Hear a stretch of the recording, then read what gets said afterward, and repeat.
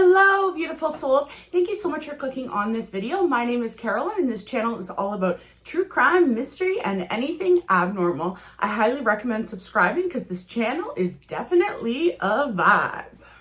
The motive in today's case is so sick and twisted, it's almost unbelievable. So let's get right into today's story. Chris Steiner, who was 14 years old, was excited to go to sleep on the night of July 4th, 1994.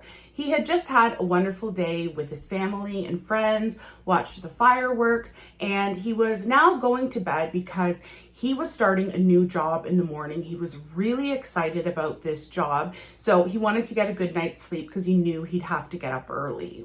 The next morning, his father, George, got up around 6 a.m. He started making breakfast and getting everything ready for the family. George was expecting Chris to come into the kitchen to have breakfast at any moment. When Chris didn't come downstairs, George started yelling upstairs, thinking, oh, maybe he slept in. And he kept yelling upstairs to Chris. He wasn't getting any response. So he decided he would go upstairs to wake Chris up so that he could have breakfast and get ready for his exciting new job that he would be starting. When George entered Chris's bedroom, Chris was not there. George was a little bit confused, so he decided to look throughout the house to find where Chris was. George's other son had spent the night at a friend's house the night before, so he thought possibly Chris went into his brother's room to sleep. It didn't make a lot of sense, but he's just trying to figure out where his son is so he can get him downstairs, get him breakfast, and get him to his first day on his job. Now, when he walks into the other son's bedroom, at first he didn't really notice anything. Then he looked at the window. The window was open and the screen had been cut from the outside. This caused panic in George, but when he looked down, he saw something that would terrify him even more. On the floor of the brother's bedroom, there were muddy footprints. It was clear someone had entered the house during the night. George starts thinking, could one of Chris's friends possibly have come in the house at night and maybe Chris snuck out? He's trying to put together the things that he's seeing and the fact that he can't find his son, but none of it is making any sense because Chris was a really well-behaved kid. He wasn't a kid that snuck out, and he was so excited about this job he was starting. So George knew that none of this made sense to him. George then called 911. When the police arrived and initially started questioning George and the other family members, they thought possibly Chris could have been a runaway. To the family, it made no sense that their son would run away. And then when the police started talking to Chris's friends, they got further confirmation that Chris didn't sneak out and none of them knew of any plans he had to sneak out, and none of them had been with him the night before. So this is when police started realizing there's something else going on here. The police, along with friends and family of Chris and a lot of people in the community, they started doing huge searches in their area, trying to see if they could find anything that would lead them anywhere to any information to figure out what happened to Chris. As each day and night went by, the family and the police were more and more concerned. Then, 6 agonizing days into the search, Chris's body was found. Chris's body was found draped over a tree trunk that was partially submerged on the edge of the Wisconsin River. His autopsy created even more confusion as to what had happened to Chris. There were no signs of traumatic injury to his body, and the fact that they found water in his lungs suggested that he had drowned. Now, one very important thing to know about this autopsy is Chris's body was not x-rayed. Normally when autopsies are done, they do not x-ray the entire body. And unless, obviously, if they're doing an autopsy and they suspect something, they would x-ray partial parts of the body, maybe the whole body, but it's not standard in an autopsy to x-ray the body. So it's important to know for a little bit later in the story, his body was not x-rayed. Chris's death was listed as undetermined. Chris was an excellent swimmer, and he was not found in very deep water. And also, none of his friends had been with him the night that he had gone missing from his home. The whole situation it didn't make any sense. And it left the police and the family very confused as to what had happened to Chris. But another boy's harrowing story would end up answering what had happened to Chris. About a year after Chris's death, in the same area, which I don't think I mentioned yet, was Baraboo, Wisconsin, 12-year-old Thad Phillips had fallen asleep on the couch. Him and his family had been sitting around watching TV that night, and he fell asleep on the couch. The rest of his family members had all gone into their beds in their bedroom. Thad, who was very groggy, could feel himself being lifted up. And his first thought was that it was his father taking him to bed. So in the past, he had fallen asleep on the couch and his father would pick him up, put him in his bed. So that's what he assumed was going on. When he opened his eyes, he was now outside, and he finally got a look at the person who had picked him up off the couch and taken him outside. Thad assumed that it was a family friend. Confusion consumed Thad as he was being dragged down the street by this older boy. The stranger insisted to Thad that they run. Thad, still sleepy and confused, just kind of went along with it and followed along with this older boy. The young man introduced himself as Joe, and he brought Thad to this house. Joe had brought him into the house, sat him down on the couch, and he told Thad that he was having a party, and he listed off a number of boys' names. And these were all names of friends that Thad knew from his school. So he thought they were there for a party. Joe asked Thad if he wanted to go upstairs to see his model car collection. And Thad was interested to see the car. So the two boys go upstairs. He's showing him his model car collection. And suddenly Joe picks Thad up and throws him onto a dirty mattress. Now, this house was disgusting. There was garbage and filth everywhere. It was really dirty and gross. Joe was now on top of Thad on the bed. Thad is doing everything that he can to fight off Joe, but Joe is able to get control of the situation.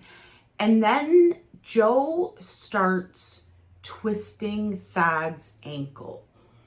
Thad was in horrible pain, and he was horrified when he heard and felt a snap, which was his ankle being broken.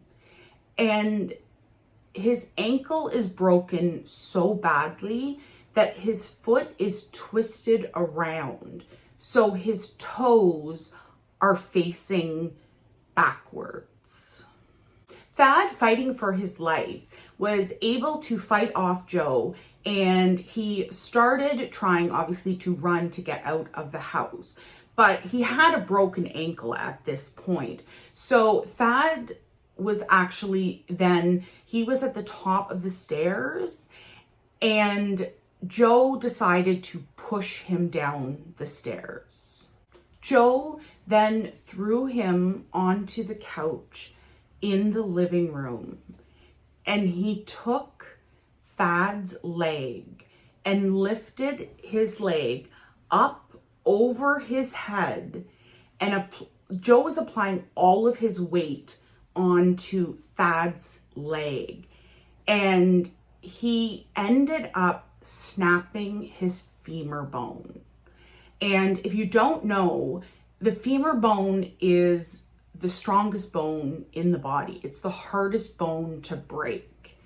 And this boy who has experienced this excruciating pain has the mind to realize that maybe if he kind of befriends Joe, maybe that can somehow help him to escape. And Joe had almost this Jekyll and Hyde personality. He would be this sick sadist at sometimes while he was with Thad. And then other times he would sit and talk to him, and he would dress his wounds. He would use like tube socks, and he would like makeshift these what he thought were like splints or something. So he would go from being very sadistic to then trying to almost treat Thad's injuries, but nothing he was doing was actually helping Thad in any way. But it's strange that he kind of would go back and forth, and this will continue to go back and forth. And so Thad asked him, why are you doing this to me? Like, why are you doing this to me? Joe told him that he just loved the sounds of bones breaking. He also told Thad that he had actually initially tried to break his own ankle, but he said he couldn't get the angle right. So after they had kind of sat around for a couple hours, where Joe was seemingly being kind of nice to Thad, in a second he just switched and it would go back to torture. So he drags Thad back up into the same bedroom with the disgusting mattress that he throws him onto, and he starts breaking more bones in his feet and his legs. It's just so sick. After shattering almost every bone in one of Thad's legs, Joe gets up and starts pleasuring himself. I've never heard someone so specific that the sound of bones breaking is what turned this guy on. Like, and he was even trying to break his own foot, so it's so weird. It's so absolutely bizarre. Then after a few hours of torture, Joe goes back to being nice to Thad. Thad asks to use the telephone. He says he just wants to call his parents and let them know that he's okay. So Joe is like, yeah, absolutely.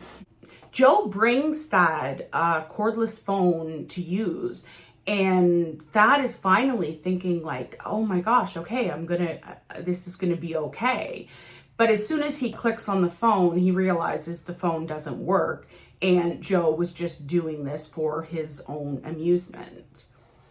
Thad then tries telling Joe, if you just let me go, I'll lie about my injuries. I'll say that I fell over a coffee table or whatever. He was literally saying to Joe, I'll tell my parents or the police or the hospital or whoever, whatever you want, I'll tell them. I will not tell on you. Please just let me go. And Joe found this really amusing. Sick. So sick. But the one thing was, Joe, he didn't realize how determined Thad was to escape. So Thad, with his horribly broken body, decides that he's going to try to escape because he can hear at one point Joe had left the house. So Thad crawls because he can't really walk well because his ankle's broken, his femur's broken, lots of bones in his legs. I'll go over all of his injuries a little bit later, but walking was not something that he could easily do. So he actually gets himself down the stairs and he gets into the kitchen, and he can see that there is a phone hanging on the wall in the kitchen, which is a home phone. And so he notices the phone, but he then hears Joe come in the house. And Joe comes into the house with his girlfriend. Now, the girlfriend was completely unaware and she was not involved at all in what happened. Even Thad told police that she wasn't even aware that he was there. So Joe and his girlfriend, they're sitting on the couch. And by the way, the girlfriend's only 13, so he's sick in multiple ways. And the entire time they're sitting in the living room talking on the couch, Thad is just laying on the kitchen floor, being as quiet as possible, just hoping some way that he's going to be able to get out of this. After a little while later, the girl ends up leaving, and that's when Joe finds Thad in the kitchen and drags him back upstairs. During the majority of the torture, Joe's fixation was on Thad's legs. He then broke one of Thad's knees. He broke his other ankle. So now he has 2 broken legs, 1 broken femur, a broken knee. By the end of it, almost every bone in his legs are broken. Joe warned him that if he tried to escape, he would kill him. But Thad knew that there was no possibility for Joe to let him live. He knew that Joe would eventually kill him. So he knew the only thing I can do is I have to escape. I'm the only person that can get myself out of this situation. And this boy is only 12 years old in such excruciating pain. And he is determined he is going to survive this attack. Now, Joe had started becoming concerned about Thad trying to escape. So he decides to lock him in the closet. And I think the reason Joe did this was because Joe then ended up leaving the house. So Thad gets locked in the closet and he can hear the door close and a car start. So he thinks that Joe has left the house, which Joe has. So Thad decides, that's it. I am going to save myself. And he's locked in a dark closet. So he starts feeling around, trying to find something that he can use to somehow get him out of this locked closet. He ends up finding a really heavy old guitar, and he uses the guitar and just is hitting the door of the closet over and over until he eventually breaks it down and he's able to escape from the closet. And Thad is in really, really bad condition at this point. So he can't walk, obviously. So he starts crawling towards the stairs. So he knows he's got to get himself down the stairs. He can't walk.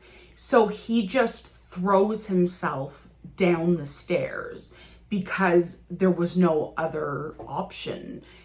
And then Thad goes unconscious. He wakes up again and he starts trying to crawl a little bit further, and he remembers the phone in the kitchen.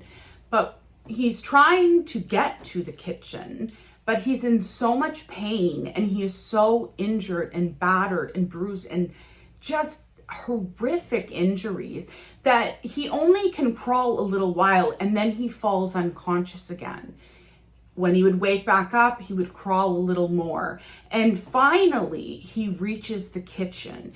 And in the kitchen, the phone that he had saw was a phone that was on the wall. So this is a home phone. If you're young, phones used to hang on the wall. And usually they'd have like a long cord attached to it. So he can't stand to reach the phone, but he can reach the cord. So he starts pulling the cord to get the receiver to fall off the wall.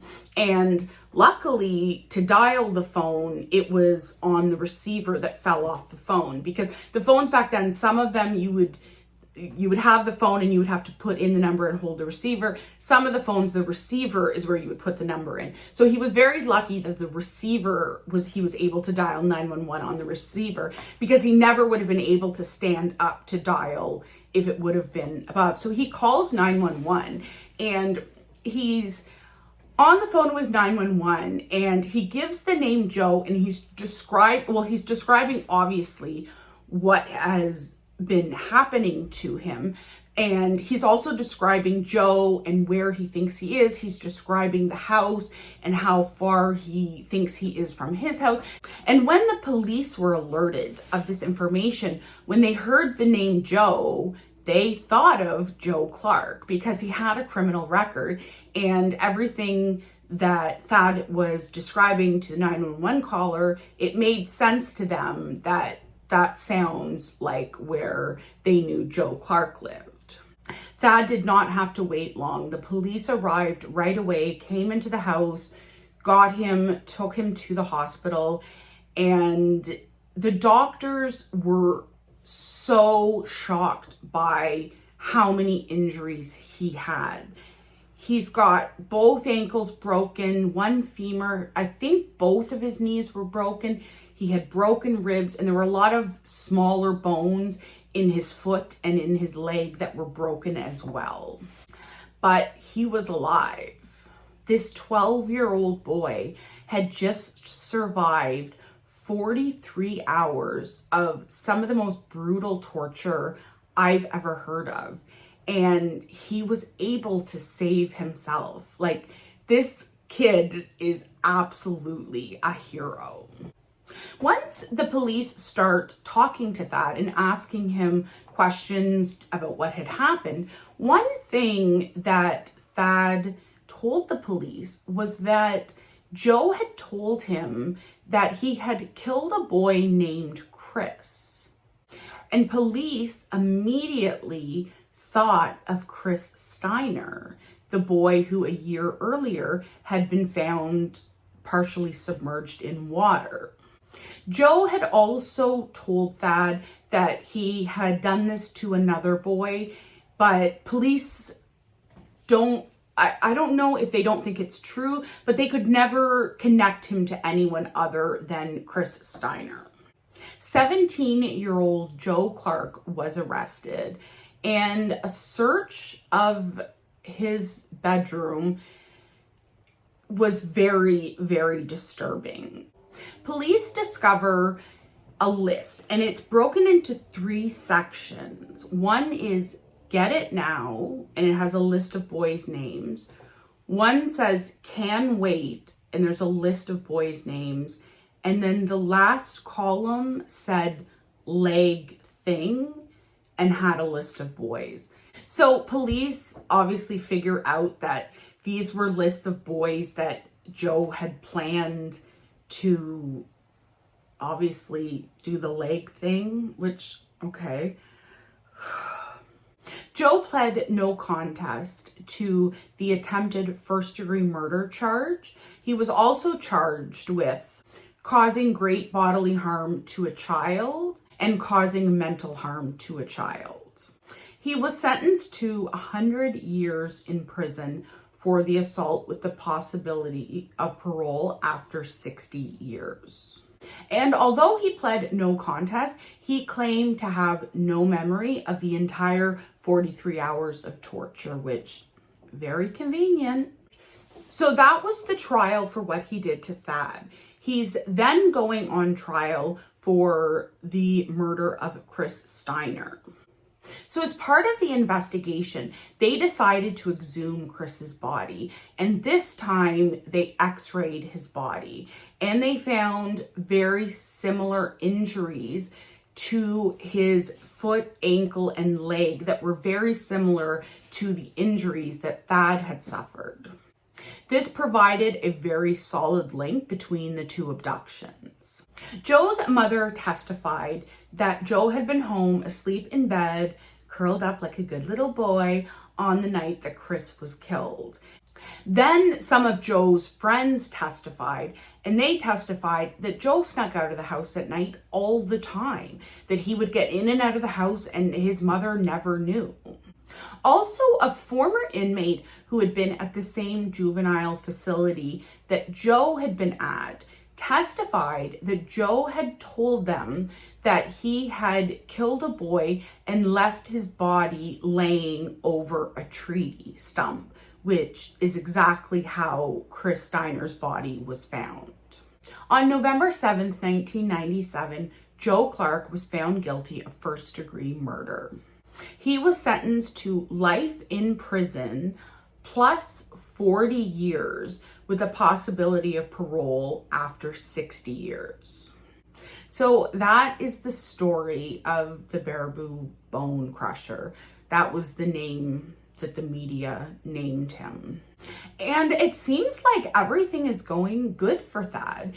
I mean, he was able to walk again. He went through many, many surgeries, and initially they weren't 100% sure if he would walk again, but apparently he's healed quite well, and he walks with a limp, but he's fully, capable of walking, which thank goodness, because of what Joe did to him. I really thought, as I was researching at the end of the story, it was going to be, I thought obvious that he wouldn't walk again, but that is amazing. And it's just, he was 12 years old, and to have the courage that he had, I just think is such an amazing, remarkable young man. Let me know, is this the sickest motive you've ever heard? Like, literally, loves to break bones. Like, he's turned on by the sound of snapping bones, and he even wanted to break